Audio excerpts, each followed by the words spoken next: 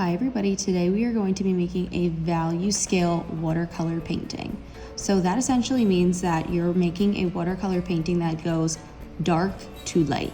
So this front row of buildings here is going to be your darkest buildings because these are the closest to you. And as you move back, your buildings are going to get lighter because they are moving away from you. So what you're gonna need today is a paintbrush, a water cup, a paper towel, and your palette.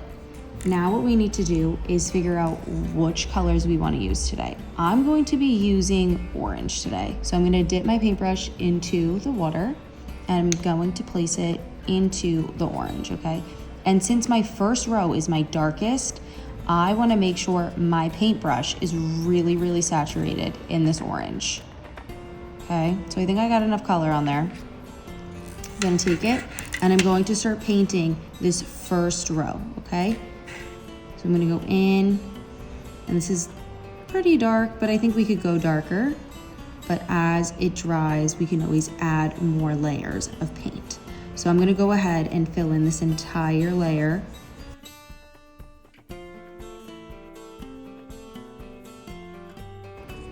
Okay, this is my first row of our watercolor paint, okay? So this is my darkest layer, and then you're going to take your palette.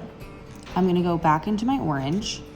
And now what I'm gonna start to do, since I need this to be a lighter color than the first row, I'm gonna move it over to the side of my palette. And I'm going to add water to this color right here, okay? And then now, once I pick up this color that I have here, that I made, I'm gonna put it onto my paper and see if it is lighter than the color I already have, which it is, okay? So to get a lighter color than you already have on your palette is to just add water to it. And that's what you're gonna keep doing until you get all the way to the back of your painting. Okay. There we go, that's our next color. While I let that dry, I'm actually gonna go back into my first layer to add a little bit more orange because I want it to be a little darker. And I'm not really using a lot of water for this first row again because I just want it to be darker than all the other layers that I'm going to do after this one. Okay, now we're gonna go on to our third color, which again is just our orange mixed with some water, okay? So I'm gonna dip my brush back into my water cup.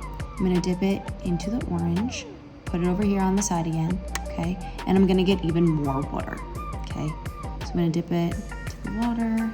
This time I want it to be even lighter than the second row I have, okay? So hopefully this is a very, very, very pale, orange.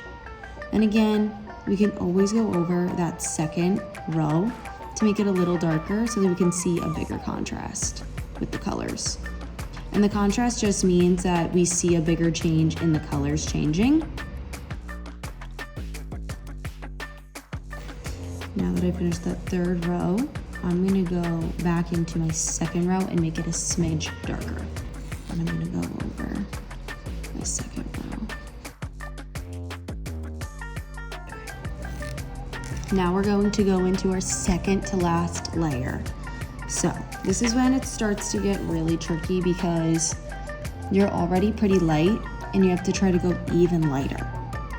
So you're gonna dip into your orange, move it over to the side, lots of water. We almost want it to be white.